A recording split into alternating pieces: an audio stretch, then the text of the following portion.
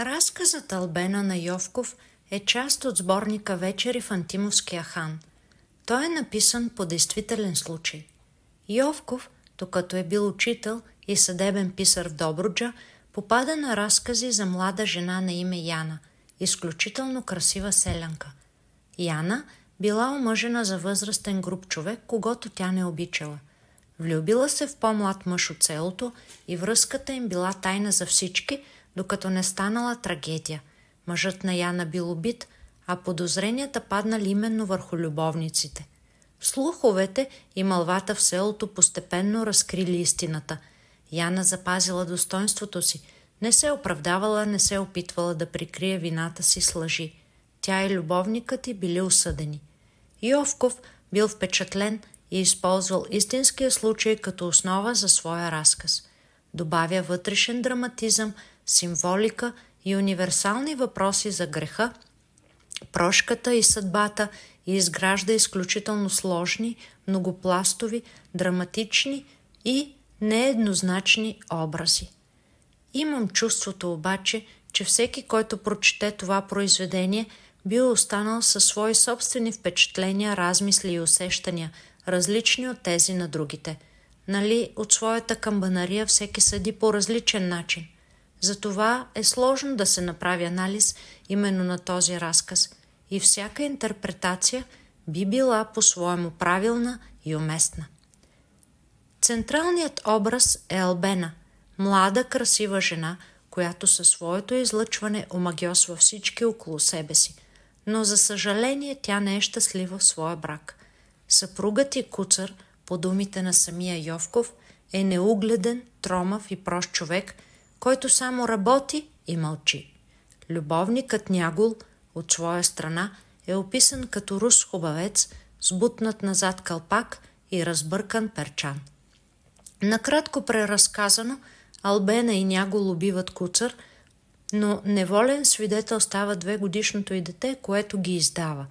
Албена признава вината си, но разказва половината истина. Тя не споделя кой е бил мъжът с нея, въпреки всички увещания и заплашвания. Впоследствие и Нягул се предава. Разказът Албена преплита в себе си любовни чувства и криминални деяния, индивидуални характери и колективни оценки, традиционни представи и неочаквани обрати в развитието на действието. Албена и мелничарят Нягул не просто загърбват семействата си, те извършват истинско престъпление. Йордан Йовков обаче не съди открито никого. Той взема една сравнително пристрастна позиция относно главната героиня, защото е убеден, че красивото е винаги нравствено. Грешна беше тая жена, но беше хубава. Тя бива наричана по различен начин в разказа.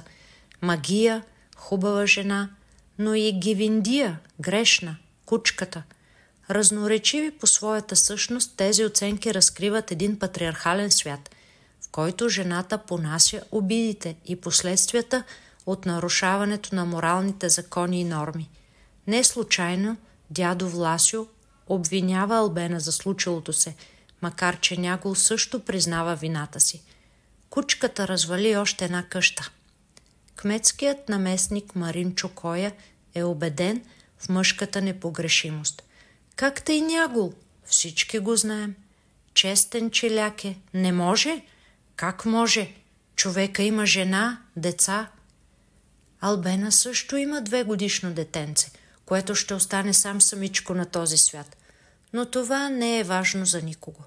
Албена вече е заклеймена като грешница, понеже става съучастница в убийството на съпруга си заради любовта си към чужд мъж. Но патриархалното общество, всички, абсолютно всички, осъждат само нея. За селяните тя е виновната. Всички бързат да я видят унизена, разкаяна и съсипана. Към средата на текста обаче предварителната негативна нагласа за кратко се променя. Когато Албена се обръща към хората с «Прощавай, прощавайте, с Богом ви на всички, млада съм, сгреших, прощавайте», се появяват и други емоции и даже сълзи. Също така, когато се проявява майчинското и чувство към детето, което я е издало. И като видяха как тя го прегърна и целуна, не остана вече човек, който да не усети сълзи на очите си. Но да прегърнеш детето си е естествено. Това е безусловната любов. А когато Нягул спира работата си и сяда до Албена, тълпата отново променя мнението и нагласата си. Та той е хубавец. Жените започват да завиждат на любовта им, а мъжете осъзнават, че прекрасната Албена остава завинаги една неосъществена мечта, един блян. И все пак си мисля, че красотата не би следвало да оправдава това жестоко престъпление. Убит е млад, работлив и законопослушен човечец, баща на 2-годишно дете, нечий син, брат, чичо или внук.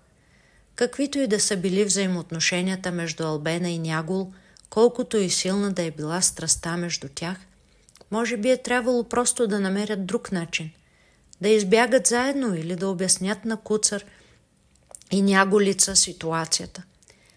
А дори детето да не ги беше издало, как щяха да живеят цял живот с тази страшна тайна? Как щяха спокойно да се радват на живота, на любовта си, на свободата си? Нима нямаше да ги загрисе съвестта? Този Йовков, този велик писател, майстор. Албена не е романтична история за любовта, а тъжна притча за страстта, която руши човешки съдби. Албена и Нягул са жертви на собствените си слабости. А може ли красотата да оправдае греха?